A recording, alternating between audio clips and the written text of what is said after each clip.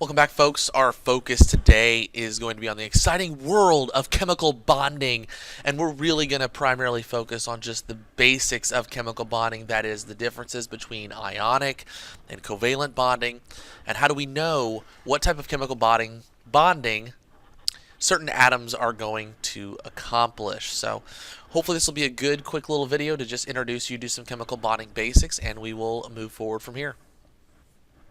So just a little bit about our learning targets today. Hopefully you will be able to understand the difference between different types of chemical bonds and also be able to evaluate a chemical compound or molecule and determine the chemical bond that is present based on its electronegativity. Remember, we talked a little bit about electronegativity last time, very similar to electron affinity, where the trend on the periodic table is that electronegativity is highest up and to the right, for the exception of the noble gases. So that'll help you understand a little bit about how these different chemicals bond and what type of bonds they form.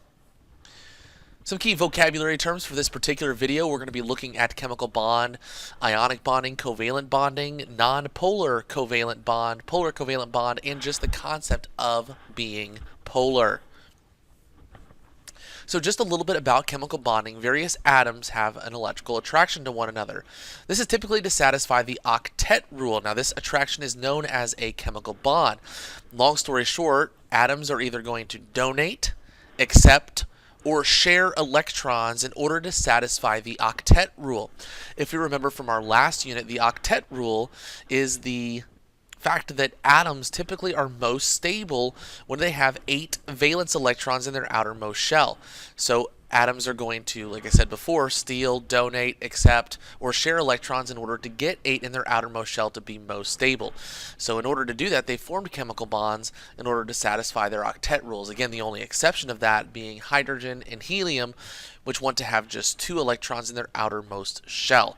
So the whole reason atoms chemically bond is simply to satisfy that octet rule. Now, again, atoms will do this in a variety of different ways. One way they will do this is an ionic bond, and that is due to the attraction of cations and anions. Atoms are giving and receiving electrons from each other. So you probably heard that ionic bonds are from the donation of an electron. So one atom has 1 valence electron and the other one has 7, just like, for example, sodium. Sodium has 1 valence electron in its outermost shell. It really wants to get rid of it so that it can have 8 in its outermost shell. And fluorine has 7. It really wants to accept an electron. The sodium will donate its electron, giving it a positive charge, and the fluorine will accept it, giving a negative charge.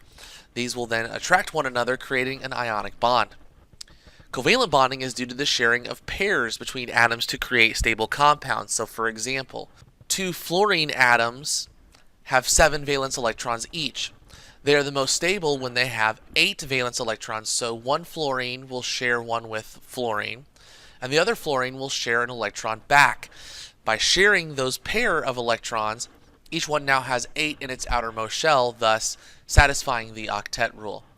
So keep in mind, ionic bonds are due to the attraction of cations and anions, and covalent bonding shares pairs of electrons.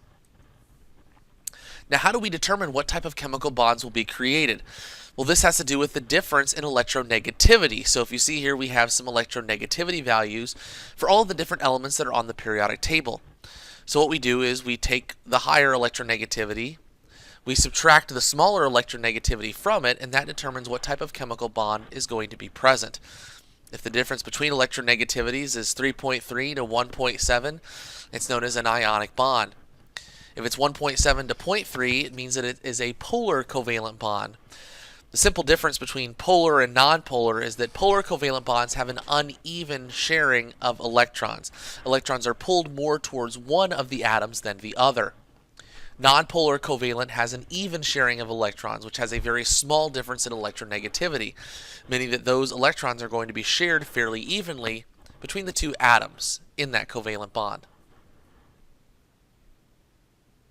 So in this particular sample problem, we are to determine the type of chemical bond between oxygen and calcium, as well as oxygen and nitrogen.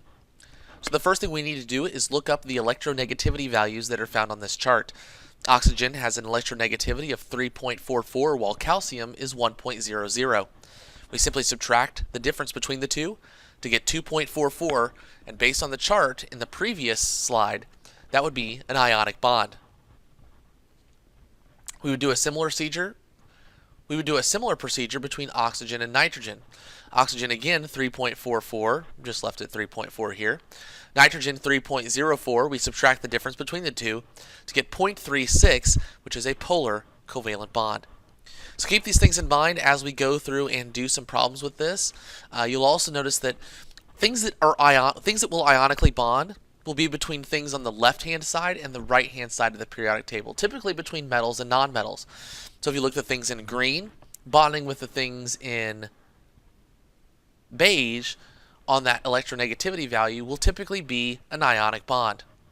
Covalent bonds will be found typically between two atoms that are on the far right-hand side, two atoms that are in the beige on the periodic table.